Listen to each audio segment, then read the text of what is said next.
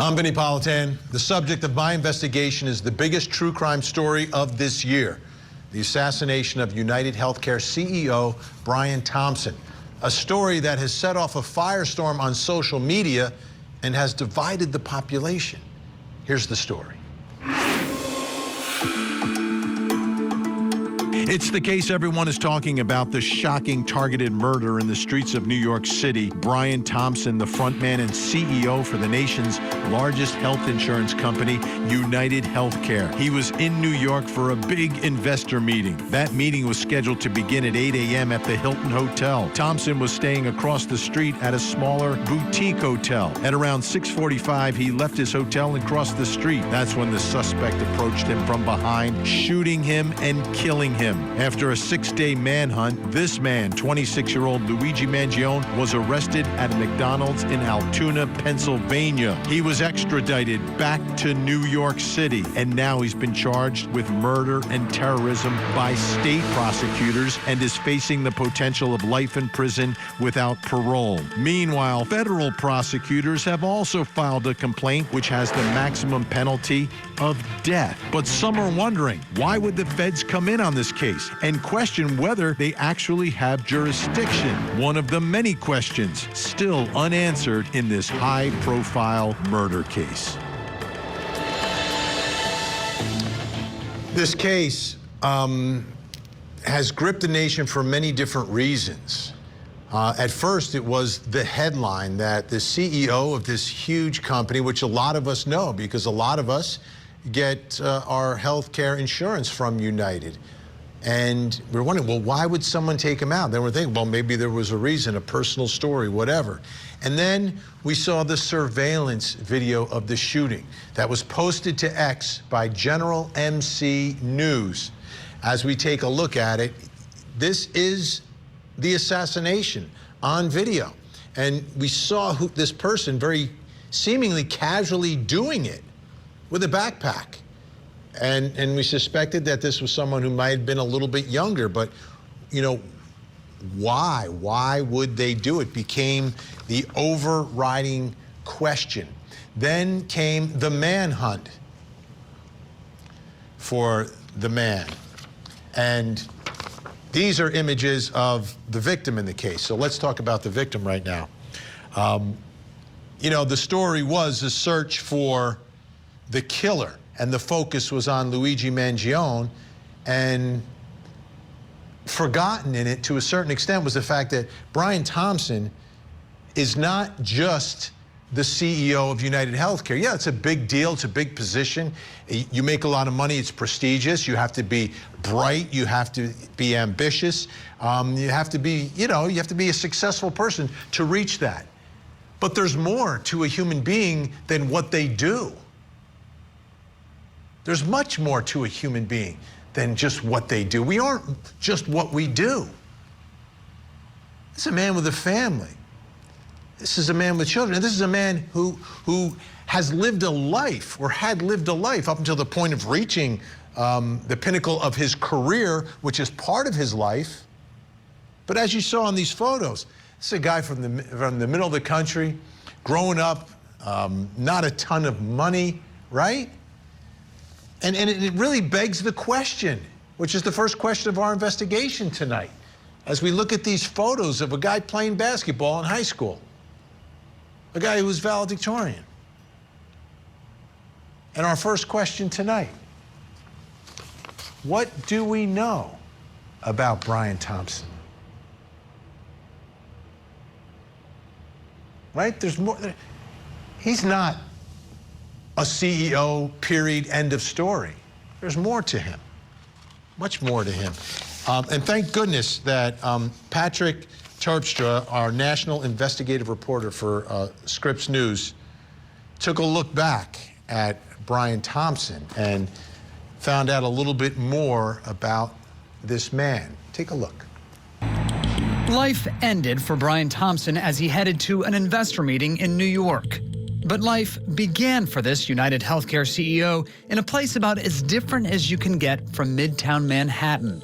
1,100 miles away in the smallest of small towns, Jewell, Iowa, population 1,183. where Thompson grew up in a farming community. He had an older brother. They'd go fishing before school or church. Rick Young has known the Thompson family for years. The Thompson family is stellar. Can't say enough about them. Yearbook photos Scripps News obtained in Iowa show Thompson on the golf team and basketball team. In 1992, he was crowned homecoming king. He was all-state trombonist in band and graduated high school as valedictorian. You know, some people are street smart, some people are intellectually smart, some people are book smart. Brian had the gift of being all of those different things, but that didn't mean he walked around with his head up in the clouds. In April 2021, the kid from Jewell, Iowa, had become CEO of United Healthcare, a company with 140,000 employees worldwide. Thompson became rich, earning $10 million last year, according to company financial records. Earlier this year, a class action lawsuit accused Thompson and two other healthcare executives of insider trading, saying Thompson sold over $15 million of his personally held United Health shares after learning the Justice Department had opened an antitrust investigation, news that wasn't yet public. Plaintiffs included California Public Employee Retirees and the City of Hollywood, Florida Firefighters Pension Fund, alleging they bought stock at artificially inflated prices, according to court documents. Response to Thompson's death has included dark reactions online, some even celebrating his murder and placing blame on insurance practices. Those who track the industry say Thompson was actually working to reform healthcare, recording this promotional video. Well, no, healthcare costs too much, and we're doing our best to fix it, but there's a long ways to go. He is the CEO of that organization, but he tries actually to change it. And so you would expect the first reaction is like, this is just terrible. And then there is those reactions, you know, people are frustrated with the industry. A former colleague of Thompson's at United Healthcare, who asked not to be identified, given the hostility against insurers, tells us it's ironic Thompson was the one targeted, someone he says was not motivated by money. A man not from privilege, but from a working-class family rooted in the heartland. You have to shake your head. So why Brian? A life from the high school band room to the corporate boardroom, suddenly cut short at age 50. And joining me on the phone tonight, former NYPD officer, retired Nassau County Lieutenant and Commanding Officer Mike Gould. Mike, thanks so much for joining us tonight. You know, it's interesting in big stories like this, big investigations and cases, there's obviously a lot of focus on the defendant, especially when someone is wanted and there's a manhunt. But when we look at these two individuals, while they have some things in common, what I find interesting is that the victim, who is seen as the big bad guy, Brian Thompson, is a man who was, you know, raised in the Midwest, not a lot of money, earned everything in his life and rose to his position in his career, whereas you have the accused killer, who was someone who was born with the silver spoon in his mouth and did well, excelled at what he did, but came from a much different place. He came from extreme wealth. And the way this is all playing out publicly, to me, is fascinating, that people might have it a little backwards here. Yeah, Vinny. Well, definitely. I guess it depends on what lens you're looking for. You know, anti-establishment vigilantes, heroes, they're part of the fabric of our society, and this is really nothing new. It's been going on since, as I said, John Wilkes Booth killed Abraham Lincoln. He was against slavery, and there was a certain level of people who were for slavery. So this is nothing new. The Unabomber. Our history is rich with anti-heroes that are Robin Hoods to some. But this guy, of course, in my opinion, is a cold-blooded murderer. He intentionally pre-planned to murder it. But you're never going to get, I don't think, in our society, 100% public consensus on anything, whether it's anti-war, anti-pro, anti-abortion. All of these social and political issues always come with another side to the story. And, of course, murder and violence is never acceptable, but it happens every day. It happens every day in New York. New York City, there's gang violence. Let me ask you about that, Mike, because this is This is a case where Brian Thompson's wife told NBC early on in all of this that there were threats, right? If you're the CEO of United Healthcare, I'm sure threats are pretty par for the course, but she specifically said, yeah, there were a couple of threats. She didn't know the specifics of it. Yet, when he comes to New York, Brian Thompson has no security, no assistant. I mean, he's literally walking the streets of New York by himself. Why do you think that is? Yeah. So, Vinny, I'm going to be the oddball out on this one because I see public figures, celebrities wander the streets of the city.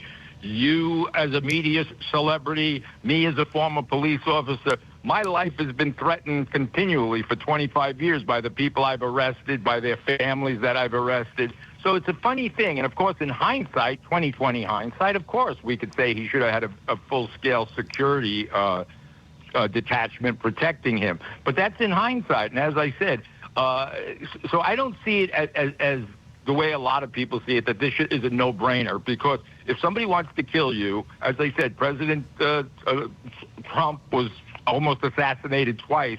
So again, going back, our society is rich in history of this political and social violence. But yeah, in hindsight, he should have. But before that, people wander around the city all the time. Celebrities, football players, baseball players, politicians.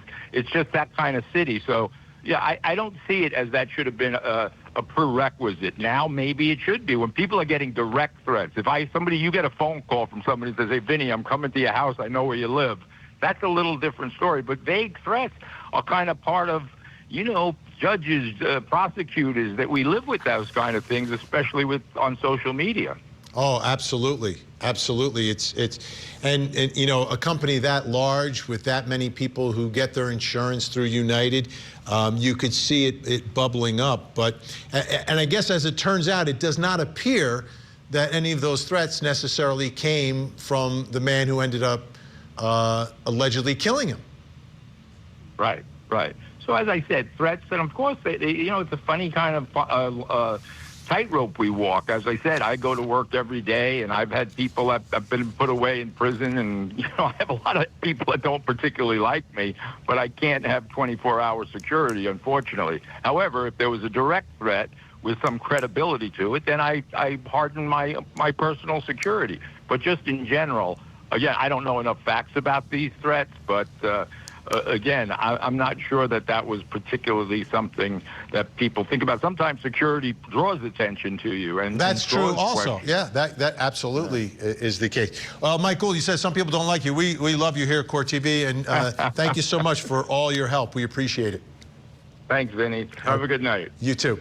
Coming up next, why did Mangione choose United Healthcare? I want to be clear. At this time, every indication is that this was a premeditated, pre-planned, targeted attack. How are we doing, guys? We're good? Okay. You're on very shaky ground. That is unreal. People wanted answers, and people started locking their doors. I did not do it to hurt anybody. You know what it means. You know what you did, right? Please hear me out. Please. This was a real-life soap opera. And I said, OJ, everybody thinks you're guilty.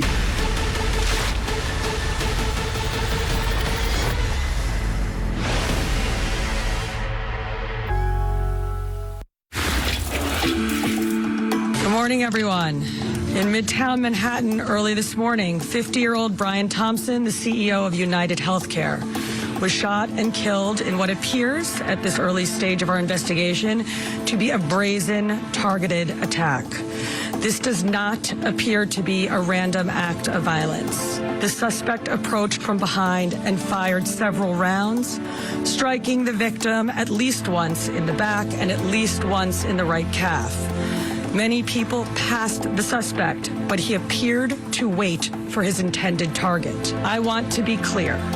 At this time, every indication is that this was a premeditated, pre-planned, targeted attack. And everything we've learned since that moment has corroborated it. So the initial assessment by NYPD, I think was right on in all this, because when they arrested Mangione in Pennsylvania, they got their hands on his notebook. And I want you to take a look at this. Mangione's notebook contains several handwritten pages that express hostility towards the health insurance industry and wealthy executives in particular. In an entry marked August 15th, the notebook described how, quote, the details are finally coming together, and I'm glad, in a way, that I've procrastinated because it allowed me to learn more about UHC.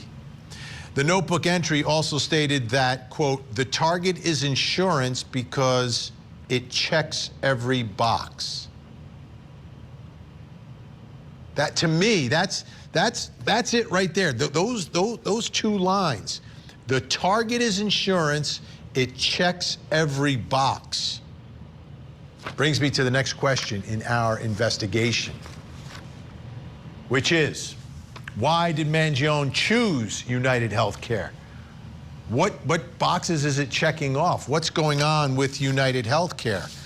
I want you to take a listen to this. This is Patrick Terpstra again, national investigative reporter for Scripps, talking about one of the controversies that United Healthcare was in the midst of.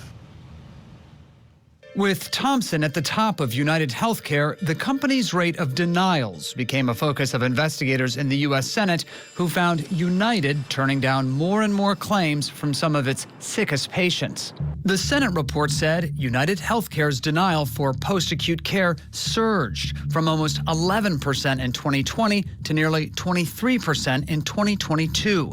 United Healthcare defends its denial rate, saying it approves and pays about 90% of medical claims. Okay, and these allegations also resulted in a class action lawsuit. We have some stat reporting from a UHC 2023 lawsuit. Listen to this. On November 14th, 2023, this is like a year before, a class action lawsuit was filed against United Healthcare Group, alleging that they are illegally using an algorithm to deny rehabilitation care to seriously ill patients, even though the companies know the algorithm has a high error rate. The class action suit was filed on behalf of deceased patients who had a United Healthcare Medicare Advantage plan, accusing them of using the computer algorithm to systematically deny claims of Medicare beneficiaries struggling to recover from debilitating illnesses in nursing homes. Don't forget, his family owned some healthcare type facilities, the Mangione family, nursing facilities. United Healthcare Group has repeatedly said its algorithm, which predicts how long patients will need to stay in rehab, is merely a guidepost for their recoveries. But inside the company, managers delivered a much different message. Internal documents revealed that managers should set a goal for clinical employees to keep patients' rehab stays within 1% of the days projected by the algorithm. As a result of the new procedure, profits allegedly soared. Okay. Joining me via phone, Mike Gould, back with us. I told you, Mike, how much we loved you. We've brought you back. I'm feeling the love, Vinny. You're feeling the love. Okay, so are you feeling any potential connection between his family's business, owning a chain of these assisted living facilities for older people, and what United Healthcare may have been going through? And it seems that this is a guy who's bright, who can do the research, and apparently found something. So could this be the connection as to why he chose United Healthcare, because of what was going on with denying these patients who were in these nursing homes? Yeah, right. So when he said that checks all the boxes, I don't think he had a passionate cause about anything, but he was searching for a cause that he could be the superhero. And the most people in the country are affected by healthcare, almost all of us, universally. Somewhere along the line, we did not have a happy experience. So he has a lot of support where other social issues or political issues are kind of divided 50-50. So when he said it checked off the box, I believe he checked off the box of a cause that he can get behind. He says he's going to do a little bit more research, and then found out that this was going to be his hill to die on, so to speak. And that's the way I see it.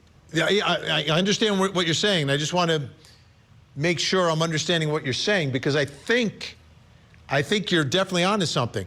Like, this is a guy who craved to be the hero, the ultimate social justice warrior, who is going to make a difference, make a mark. Everyone's going to know me. How can I have the biggest impact, not to change things, but for people to love me and make me important, like driven by a sense of narcissism rather than us. And that's consistent with a guy who gets his hair cut and his eyebrows done just before he gets extradited, right? Right. No, but I completely agree. So when he says it checks all the boxes and he's got to do more research, in my opinion, I agree with, he was looking for a cause that is so universally he could be the champion of. Other things are divided: anti-war, anti-abortion. You know, our country is divided almost politically and socially on almost every issue. But healthcare is one that a lot of people can kind of relate to, and that was kind of the response we've heard from different people. I think he hit the nail on the head with that perspective. All right, Mike Gould, I'll say goodbye one more time. Thank you again so much.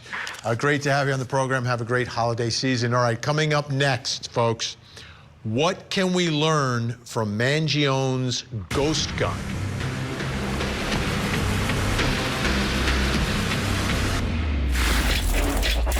For this special offer.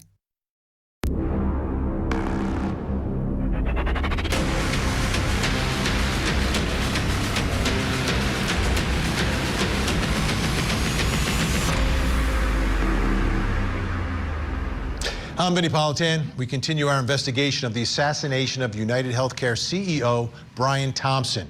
The accused killer is 26-year-old Luigi Mangione, a former valedictorian, as is his alleged victim. Here's the story.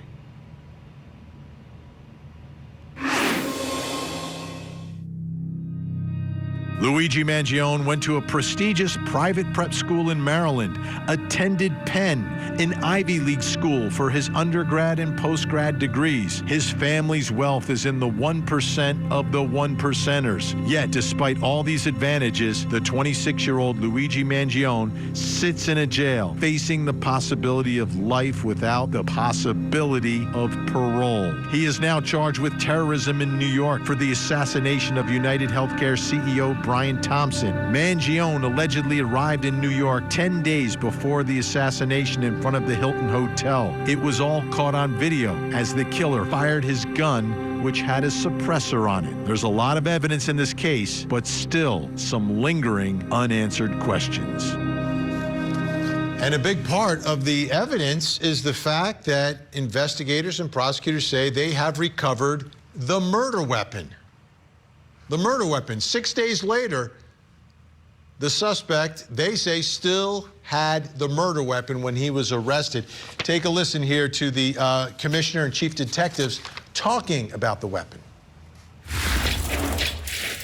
Upon further investigation, officers recovered a firearm on his person, as well as a suppressor, both consistent with the weapon used in the murder. The gun appears to be a ghost gun, may have been made on a 3D printer. The capability of firing a 9mm round, obviously that will come out during our ballistics testing.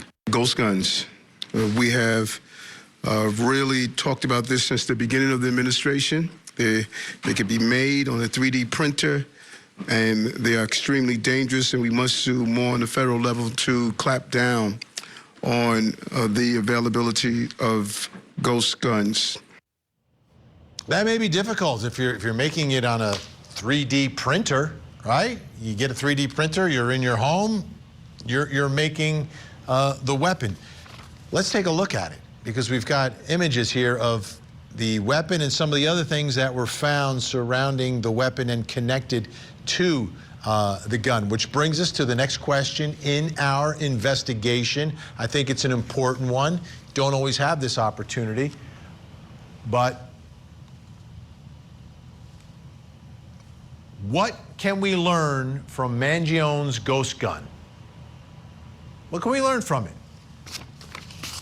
Joining me, gun expert, former law enforcement officer, military veteran, who's been a gun instructor for more than a decade. Mario Camposano is back with us, and gun expert, former Department of Homeland Security special agent and supervisor, and host of the Protectors podcast, Dr. Jason Piccolo. Welcome to you both. Let me begin. Let me show you this, Mario. We're going to zoom in on the gun itself. And in looking at it, is it obvious to you that this would be a 3D printer type ghost gun? Looks to be something of that capacity. I mean, the bottom or the lower frame is not consistent with a perfectly molded gun that comes from a manufacturer, right? Basically compared to something like this, which is from 6 Hour, right? You can see the very fine detailing inside the grip, right? Bottom part of the frame, etc. So it looks kind of kludgy, almost like someone put tape around the grip. Okay, I want to, Dr. Jason Piccolo, there was a mention here that they're going to go through the ballistics. If it's a 3D printer gun, the ballistics testing is similar and as reliable? Yes, absolutely. He used a real barrel. So the barrel is probably a mass-produced barrel. It could be original manufactured. Let's say it was a Glock barrel. He probably used a regular barrel, and he probably used the whole firing mechanism from a real gun. So the ballistics will be just like any other gun. Now, the other thing that surprised me a little bit, Mario, is we were talking about a silencer, okay? I'm a big fan. I grew up on those 70s and early 80s cop shows. And in the 70s, every gun was fired with a silencer, right? Every gun. Yet in the real world, as working here at Court TV for years and as a prosecutor in New Jersey, never came across one. Let's take a look at the one here that they have. Is this something that is purchased separately? Could this be a 3D printer silencer? And how common, how rare, and how regulated are these items? These items are basically just similar to a documented, serialized firearm. They have a serial number on them. And actually, the process to purchase one of these is not where you can walk into a store, purchase, walk out the door. It could be anywhere from a 3 to a 10-month process while waiting for the background check to be done. It's considered an NFA item. So it's basically a higher or a longer wait and more of an intense process to actually purchase one of these. Now, that being said, if you go on some of the social media sites, you actually can see these being sold. They call them oil filters. It's funny because you look at them, it's a suppressor, but they sell them as oil filters, and they also sell them in pieces. So basically you put them together, right? And there's a couple of finishing touches, just like I showed you with the mold on our last show where you have to drill the extra holes in it, right? It's just a couple of modifications to make it an actual suppressor, right? So again, they sell these on social media sites. You can see them. So do we believe this is like looking at it, can you tell one way or the other if it's an actual silencer that would be registered and purchased, or an oil filter that, you know, a smart kid could look at a YouTube video and figure out what to do with it? That's what it appears to me, because I mean, from looking at it without picking it up and examining it to see if there's a serial number on it, it looks to me like it's one of those aftermarket jobs. All right, let's take a look at this now. This appears to be a magazine, and then there's another thing next to it that I'm not quite sure what it is. That's why I have both of you here. Dr. Jason Piccolo, first question I have, though, with the magazine, because this is interesting. So how many, if we're looking at one like this, could you estimate how many rounds it would hold and how many rounds the killer may have had on him at the time? Now, it looks like it could be a Glock 19 mold for the lower. So I'm looking around 15, or if it's a Glock 17 mold, it could be around 17. So I'd say around 15 to 17 rounds. 15 or 17 rounds. Okay, so what kind of evidence could you perhaps get from unused rounds that are recovered? You can get the manufacturer, maybe you can get the lot, maybe you could track down where he purchased that ammo, triangulate exactly where it was sold in the country. You can get a lot of information from that as well. All right, Mario, your thoughts about the magazine? I understand you have one. Yes, I do. I agree with the doctor here because, see, this is a real Glock mag, and look at the design on it. It looks very similar to what was in that box right there, right? And it's 17 rounds on this one. And like Dr. Piccolo said, you can find these schematics and these plans online to actually build these magazines. So that could be 3D printed as well, the magazine. Absolutely. Absolutely. Now, the spring that's inside there, the spring mechanism, that's something you would have to purchase aftermarket through one of the Glock parts stores or any one of the manufacturers that make the spring itself. And how about the other item in that photo? Do we know what that is? That to me looks like a punch pin, right? It's basically probably used to take the gun apart, right? On a real Glock lower, I told you there's some pinholes there. That's what's going to punch those out so you can take the trigger mechanism and everything, all the moving parts out of the pistol, out of the lower. Okay. Surveillance video of the shooting was posted to X by General MC News, and this is the actual crime. So sometimes it's difficult to watch. We freeze it every time he fires the weapon. But it's jamming up here. Dr. Jason Piccolo, what do you think's going on there? Well, he didn't do a great job of 3D printing it. He was more than likely better off just buying a lower from some aftermarket type location. But the gun is jamming up. He probably didn't practice with it. He probably didn't oil it. He probably doesn't really know the schematics of how to actually operate it really great. But yeah, it was jamming up. Now, I want to put this up on the screen because he wrote a letter to the feds. He had it on him, right? He didn't mail it, but he wrote it. In his letter to the feds, Mangione stated, "I wasn't working with anyone. This was fairly trivial. Some elementary social engineering, basic CAD, a lot of patience. The FBI agent who wrote the complaint speculated that based on my own research, I believe that CAD refers to computer-aided design." So Mario, is that how he would gain the knowledge, being someone who was working on basically designing video games and working IT for a car company, would figure out how to put together this 3D printed ghost gun? Absolutely. CAD is basically terminology used in manufacturing building items made out of plastic, out of metal. It's basically creating the plans, the schematics and everything like that on how to build something. And like I said, a lot of it is available online. It's a trial and error process when you do 3D printing, especially if you're using subpar compounds, subpar polymers, right? You can get great resin, you can get lousy resin. The lousy resin will probably break on impact. The great resin will probably stand up to it. Now, as far as the shot he was taking, the gun jam, yeah, it could be a number of things, but unless he has a spring like this, right, which we call a recoil spring, that's probably why it jammed up. It didn't recoil back and grab the second cartridge to be chambered into the barrel. Okay, now an important question here, because this part has me confused. I don't know the answer.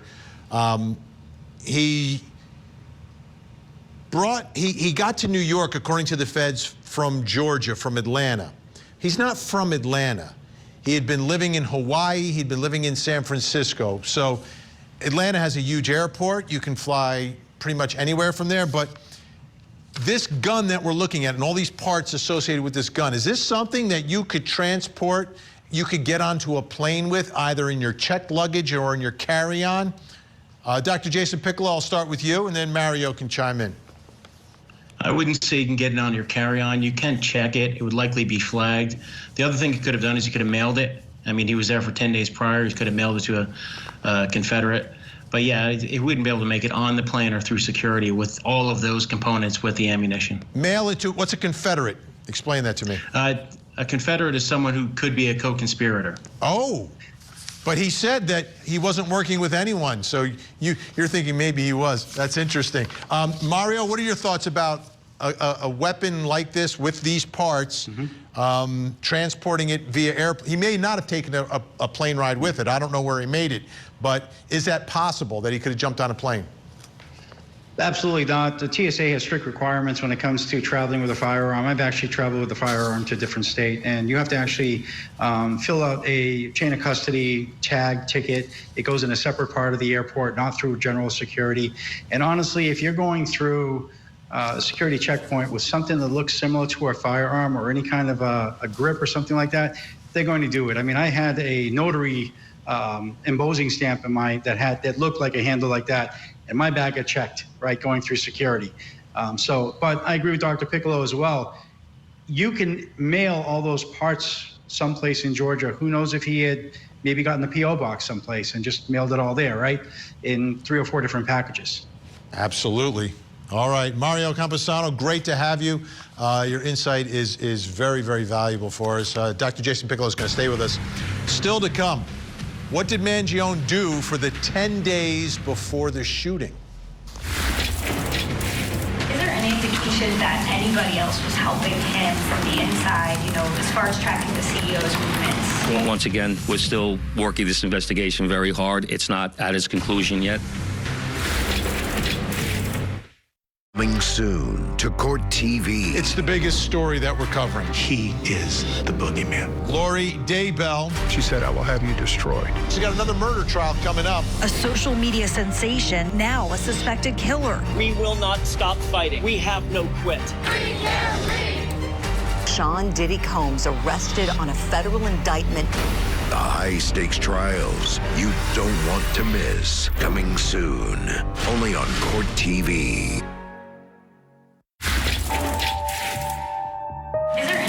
That anybody else was helping him from the inside, you know, as far as tracking the CEO's movements? Well, once again, we're still working this investigation very hard. It's not at its conclusion yet. That could come out during our investigation, but as of right now, we have no indication that that took place. Always a question in cases like this, and in every case. You know, is there anyone else connected? Is there anyone else involved? Did he get any help? They say no, he says no. But you're not going to trust the accused, right? All right, take a look at this. On November 24th, 2024, at approximately 10:11 p.m., the shooter arrived in New York City on an intercity bus at the Port Authority bus terminal in Manhattan. The bus originated in Atlanta, Georgia. The shooter took a taxi to the area around the Midtown Hotel and stayed in the area for approximately 1 hour before taking another taxi to a hostel located in the Upper West Side of Manhattan. Think about that for a second.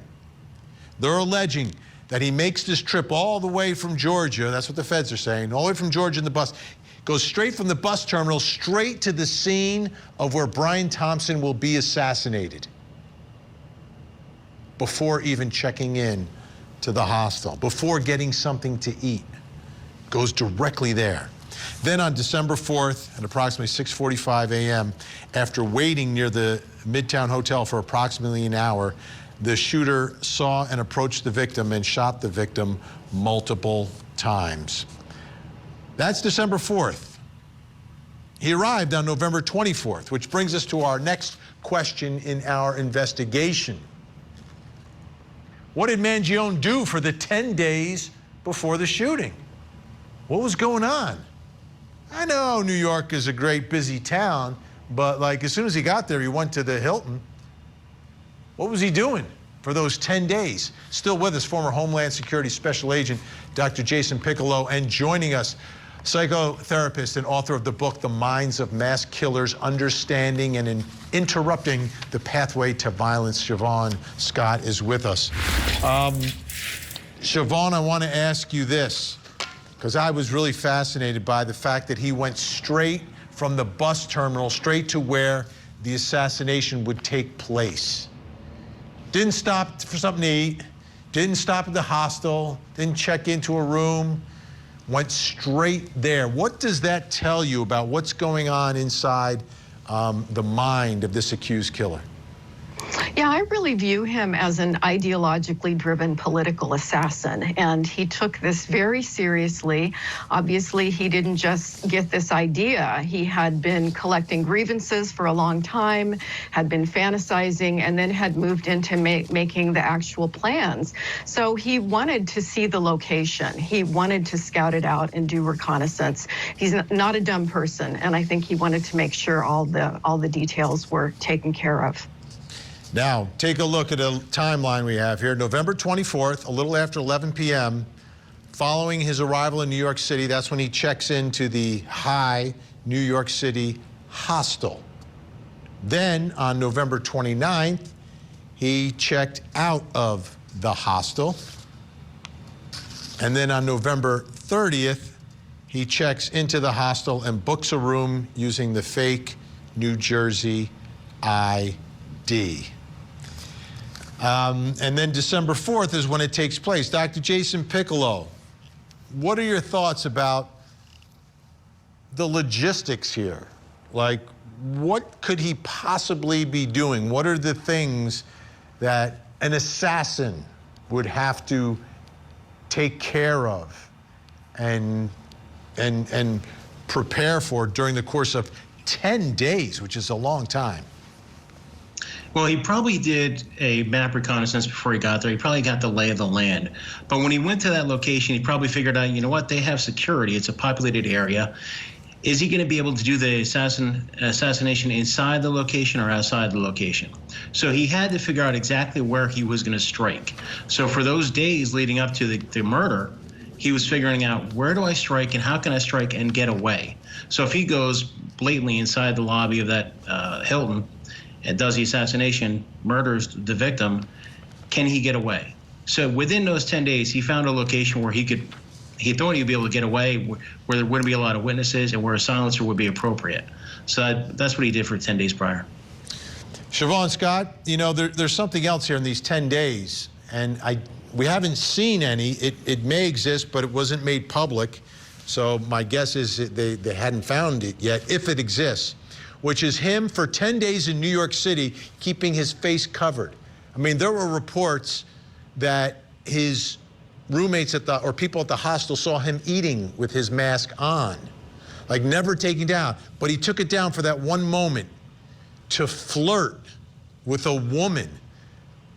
Do you find that in character or out of character for the guy who gets there 10 days early and is so serious about all of this that for that one moment that we see in the top left where the clerk wants to see his smile, that he pulls down the mask that he kept on his face for the rest of his trip?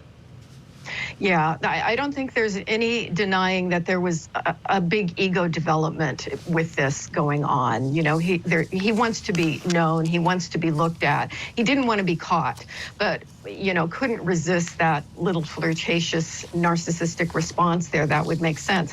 I think this gave him a sense of purpose, a sense of power, a place to vent his anger. And, you know, we'll learn a lot more about him as time goes on, but that's what I see so far. Yeah, the more I learn about this guy, and I speak to experts like you two, I feel like I get the sense that he didn't do it for all those people that are, you know, going heads over heels for Luigi. I think he did it for himself, but we'll see. We shall see. Siobhan Scott, Dr. Jason Piccolo, thank you so much. Now, I'm not sure what position the defense will take in this case. It seems they will certainly attack the federal charges and the terrorism charges.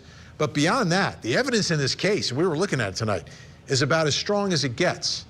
But like every trial I've ever covered, there is never, ever a guarantee. I'm Vinnie Politan. Thanks for watching. We'll keep digging for answers as the investigation continues.